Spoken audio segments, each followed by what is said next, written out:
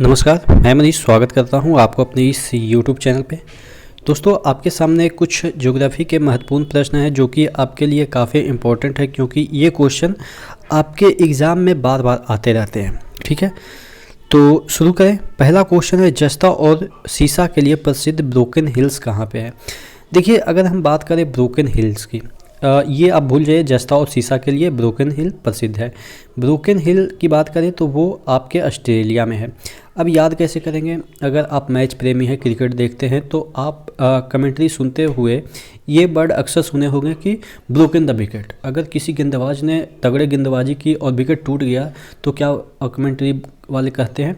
Broken the wicket.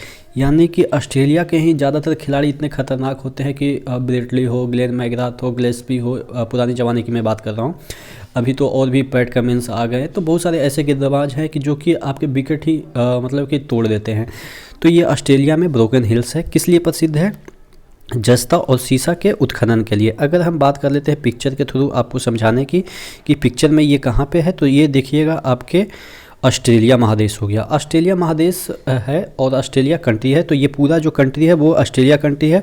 और इस महादेश में और थोड़ा सा न्यूजीलैंड, तस्मानिया वगैरह भी आ जाते हैं, तो वो ऑस्ट्रेलिया महादेश निर्माण करता है। ठीक है, अब देख लेते हैं कि जो ये आपके ब्रोकन हिल्स कहाँ पे है। ये आपके यहाँ पे जो ये रेड वाला मार्क है वो आपके ब्रोकन हिल्स है। कहाँ पे है? यहाँ पे देखिएगा, ब्रिस्बेन में आपके क्रिकेट मैच होते हैं, एडिलेड में क्रिकेट मैच होते हैं, आपके साउथ वेल्स में भी क्रिकेट मैच होते हैं, सिडनी वगैरह में। ठीक है, तो ये आपके यहाँ पे न्यू साउथ वेल्स में ही, न्यू साउथ वेल्स इसका स्टेट है, वहाँ पे एक ब्रोकन हिल नाम से है। ठीक है, तो इस तरह से आप पिक्चर के थ्रू भी याद कर सकते हैं, उस स्टोरी के थ्रू भी याद कर सकते हैं जिस स्टोरी से मैंने आपको याद करवाया कि ब्रोकन द विकेट कहाँ पे ज़्यादा बोले जाते हैं, ऑस्ट्रेलिया के गेंदबाज के संदर्भ में बोले जाते हैं। तो इस तरह से आप चीज़ें याद कर लेंगे। जैन पहाड़ी किस राज्य में स्थित है? देखिए, जैन पहाड़ी की बात करें तो जैन पहाड़ी का मतलब होता है, अगर तमिलनाडु में हम बात करें तो सामानार मलाई। यहाँ पे अगर सामानार मलाई दिया रहेगा तो आप तुक्का मारेंगे तो तमिलनाडु मारेंगे, क्योंकि अनाई मलाई जो मतलब कि जो इस तरह के जो नाम होते हैं वो अक्सर तमिलनाडु में ही मिलते हैं।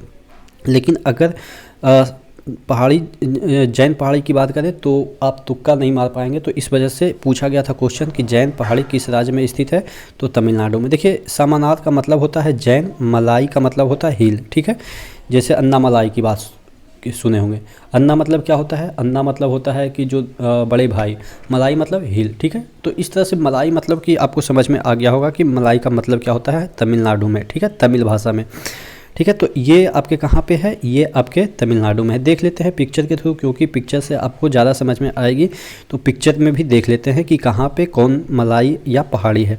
देखिएगा, यहाँ पे आपके एंशिएंट जैन हिल है और यहाँ पे एंशिएंट जैन केव है। यानी कि जैन केव हो या हिल हो, केव मतलब गुफा होता है, हिल मतलब पहाड़ी होती है। यहाँ पे देखिएगा सितानवासल, यहाँ पे देखिएगा सितानवासल एक हिल है, वो भी आपके कहाँ पे है? ये आपके तमिलनाडु में है। उसके बाद यहाँ पे सामानार मलाई जो कि जैन हिल के नाम से ही प्रसिद्ध है, वो भी आपके तमिलनाडु में। तो ये तीनों चारों आपको याद होनी चाहिए।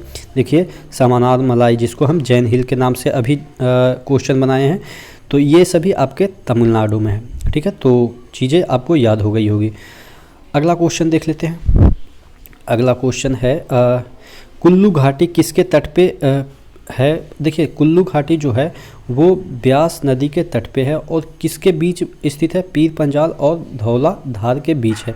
याद कैसे करेंगे? देखिए, पीर पंजाल और धौला धार के बीच है। देखिए, कुल्लू काला जैसा कुछ सेंस दे रहा है ना, काला। तो काला जो जिसको हम कलुआ बोलते हैं या इस तरह से हम नाम पुकारते हैं बच्चों को। ठीक है, तो वो व्यास मुनि के पास गया कि व्यास मुनि, हम तो काला हैं तो हमको कलुआ वगैरह कहता रहता है लोग। तो वो क्या बोले कि आप जाके कोई धारा में जाके नहाओ तो आप गोरे हो जाओगे। यानी कि धौला धार और पीर पंजाल जो श्रेणी है उसके बीच कुल्लू घाटी है। इस तरह से हम याद करेंगे, क्योंकि व्यास के पास गया, व्यास एक मुनि थे, उसके पास गया कलुआ, उसको बोले कि कोई धारा में जाके नहाओ तब जाके तुम गोरे हो जाओगे। तो इस तरह से हम कोरिलेट करके याद करेंगे कि कुल्लू घाटी कौन सी नदी तट पे है? ब्यास नदी तट पे है। और कुल्लू घाटी की बात करें कौन से श्रेणियों के बीच है, तो ये पीर पंजाल और धौलाधार के बीच है। ठीक है, अगला देख लेते हैं, प्रति इकाई क्षेत्र में उपज की को किस रूप में जाना जाता है। यानी कि अगर 1 किलोमीटर स्क्वायर की बात कर लें, यानी कि प्रति इकाई क्षेत्रफल के, तो उसमें जो प्रोडक्शन होता है उसको कहते हैं एग्रीकल्चर प्रोडक्टिविटी। देखिए नाम से थोड़ा सा कंफ्यूज हो सकते हैं, यहाँ पे कंसंट्रेशन लिख रखा है, क्रॉप कंसंट्रेशन, एग्रीकल्चर इंटेंसिटी, तो ये सभी एक दूसरे से आप कह सकते हैं कि कोरिलेट करते हैं, यानी कि एक पास पास है, लेकिन आपको ध्यान रखना है कि उत्पादकता कहलाता है, ठीक है, ये आपके एग्रीकल्चरल प्रोडक्टिविटी कहलाता है, ठीक है। कृषि उत्पादकता आप कह सकते हैं प्रति इकाई क्षेत्रफल में जो उपज होती है। पोडू किस राज्य की शिफ्टिंग खेती है। देखिए पोडू की बात करें तो ये आपके आंध्र प्रदेश की शिफ्टिंग खेती है, ठीक है, आंध्र प्रदेश की। 1 मिनट में थोड़ा सा इसको फ्लाइट मोड में डाल दूं। पोडू आपके आंध्र प्रदेश की शिफ्टिंग खेती है। शिफ्टिंग खेती मतलब कि पहले यहाँ पे जंगल था, यहाँ पे काट वाट के जला दिए और इसके बाद यहाँ पे कृषि किए, उसके बाद इसकी उपजाऊ शक्ति खत्म हो गई तो दूसरे जगह चले गए, दूसरे जगह जंगल को फिर से काटे, यहाँ पे भी खेती किए, फिर यहाँ से चले गए दूसरे तीसरे जगह, यानी कि इस तरह से शिफ्टिंग होते रहता है। तो ये पोडू इस तरह की जो खेती है, इसको एक प्रकार का झूम खेती भी शिफ्टिंग खेती है। तो झूम खेती कहाँ पे होती है ये आप नीचे कमेंट बॉक्स में कमेंट करके बताएंगे। तो पोडू कहाँ पे होती है, आंध्र प्रदेश में। याद कैसे करेंगे, देखिए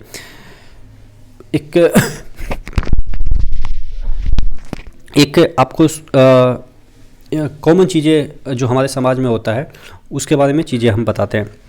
देखिए अगर कोई पादता है यानी कि फाट करता है तो मतलब दिखाई नहीं देता है, किसी को दिखाई नहीं देता है, मतलब कि हल्के से, या मतलब कि जो आपने 3 इडियट में सुना था वो एक कॉमेडी वीडियो था ना 3 इडियट का, तो उसमें किसी को पता नहीं चलता, यानी कि अंधा मतलब लोग बन जाते हैं कि किसी को पता नहीं चलता कि 4 लोग या 5 लोग बैठे हैं तो किसने फाट मारा, ठीक है, पौध दिया, मतलब कि आप समझ गए होंगे। तो यानी कि पोडू जो आपके शिफ्टिंग खेती है वो आंध्र प्रदेश के, इस तरह से हम याद करेंगे कि पता नहीं चलता, अंधे जैसा बिहेव करने लगते हैं कि किसने किया, इस तरह से, ठीक है, पता नहीं चलता है। तो अगला देख लेते हैं, पृथ्वी की औसत घनत्व क्या है। देखिए पृथ्वी की औसत एक चीज़ हमने सुना है कि हमारी जो बॉडी है वो 5 तत्वों से मिलकर बना है, उसमें एक पृथ्वी भी आती है। तो यानी कि पृथ्वी की घनत्व की बात करें तो 5.5 हो जाएगा, ठीक है। इस तरह से हम याद करेंगे कि हमारा जो शरीर है वो 5 तत्वों से मिला है, उसमें एक पृथ्वी है, तो पृथ्वी का घनत्व बोले तो 5 है, ठीक है, यानी कि 5.5 ग्राम पर सेंटीमीटर क्यूब है। खाकी क्रांति किससे जुड़ी है। देखिए खाकी, अगर वर्दी वगैरह आप देखे होंगे तो खाकी ही होती है, तो उसमें बेल्ट वगैरह आपने देखा होगा, ऊपर से नीचे कंधे पर भी बेल्ट होते हैं, जो कमिश्नर वगैरह होते हैं उनका तो पेट वगैरह पे भी ये खाकी का बेल्ट होता है। तो यानी कि आप देखेंगे तो ये चमड़ा से संबंधित है, ठीक है, चमड़े का बेल्ट होता है पूरा खाकी वाला। तो ये जो खाकी क्रांति है किससे जुड़ी है, चमड़ा से। पृथ्वी की परत में द्रव्यमान के संदर्भ में किसकी मात्रा सर्वाधिक है। तो अगर द्रव्यमान की बात करें तो सबसे ज़्यादा आपके ऑक्सीजन है, और ऐसे भी पूछा जाए कि पृथ्वी में कौन सा एलिमेंट सबसे ज़्यादा है तो पर भी आपके ऑक्सीजन ज़्यादा है, ठीक है। तो दोनों क्वेश्चन का आंसर ऑक्सीजन ही होगा। अगर बात करें 2 आपके एनसीईआरटी के क्वेश्चन मैंने उठा रखे हैं, यहाँ पे दे रखा था कि आंतरिक ग्रह कौन कौन से हैं, तो आपके ऑप्शन दिए रहेंगे बुध, शुक्र, मंगल और आपके बृहस्पति। तो देखिए आंतरिक ग्रह की बात करें तो आपके फर्स्ट 4 जो ग्रह हैं वो आंतरिक ग्रह हैं, और लास्ट के 4 ग्रह हैं वो बाह्य ग्रह हैं। इस तरह से आपके एनसीईआरटी में दिए हुए थे, तो मैंने सोचा कि आपको एनसीईआरटी वाला चीज़ें भी मतलब कि याद करवा दिया जाए। शुक्र की भांति यूरेनस भी पूर्व से पश्चिम दिशा में घूर्णन करती है। सभी जो ग्रह होते हैं वो पश्चिम से पूर्व की ओर घूर्णन करते हैं, लेकिन वेनस और यूरेनस जो है, मतलब कि आप इस तरह से याद करेंगे, नस, ठीक है, जितने भी नस हैं वो उल्टा घूमते हैं।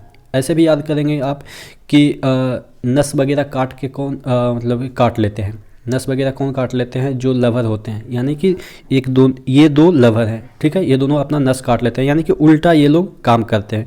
नस वगैरह काटना मतलब क्या होगा कि उल्टा काम करना, समाज के विपरीत आप काम कर रहे हैं कि नस वगैरह काट रहे हैं, प्यार वगैरह, ये सब क्या होता है, ये सब तो उल्टा ही काम है ना। तो जितने भी नस हैं वो उल्टा काम करते हैं, यानी कि उल्टी दिशा में ये घूर्णन करते हैं, यानी कि ये पूरब से पश्चिम की ओर घूर्णन करते हैं। बाकी सभी पश्चिम से पूरब की ओर घूर्णन करते हैं, ये पूरब से पश्चिम की ओर, वेनस हो गया या यूरेनस हो गया, ये दोनों उल्टा दिशा में घूर्णन करते हैं। तो आशा करते हैं जितने भी क्वेश्चन आज मैंने आपको कराए वो आपको याद हो गए होंगे। तो इसी तरह से बने रहिए चैनल के साथ। नेक्स्ट वीडियो में नेक्स्ट अपडेट के साथ मिलते हैं, तब तक के लिए धन्यवाद।